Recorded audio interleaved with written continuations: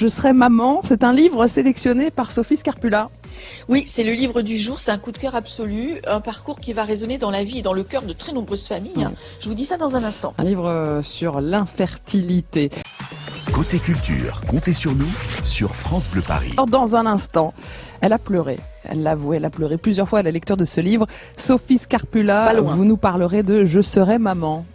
Oui, c'est un très beau livre, intime, bouleversant et plein d'espoir. Côté culture, comptez sur nous, sur France Bleu Paris. Là, c'est un livre qui a beaucoup ému Sophie Scarpula. Oui, j'ai entre les mains ce livre qui m'a amené au bord des larmes plus d'une fois, qui m'a fait dire que certaines femmes sont de vraies héroïnes, de vraies combattantes dont la foi dans l'amour maternel n'a aucune limite. Elle s'appelle Florence Camban, elle vit à Marseille où désormais elle est illustratrice jeunesse. Elle est l'auteur du livre dont je vous parle ce matin. Florence a 28 ans quand elle se marie en juillet 2010 avec Marc, 36 ans. À l'horizon que du soleil, les joies, les projets, la création d'une jolie famille, rien que du positif. Et bientôt, la décision enfin d'arrêter la pilule, une libération, écrit-elle. Sauf que les semaines, les mois, les années passent, rien ne vient. Florence et son mari sont pleins d'amour pour leur futur enfant, ils l'imaginent, ils le sentent presque. Mais le ventre de Florence reste désespérément vide. Elle entend tout. Mais c'est le stress, c'est dans votre tête, c'est pour bientôt. Et là, elle accoste, comme elle dit, sur l'île de la galère. Parce qu'elles vont commencer pour elle les traitements puissants, dévastateurs et décevants. Toujours rien. Pour tenir bon malgré la tempête, malgré le désespoir, Florence décide d'écrire le journal de son chemin de croix, la douleur des traitements, l'espoir déçu mois après mois.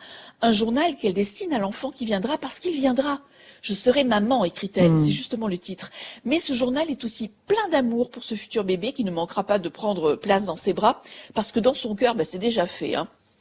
Après des années de traitement, d'échecs, Florence, comme beaucoup de familles, se tourne vers l'adoption.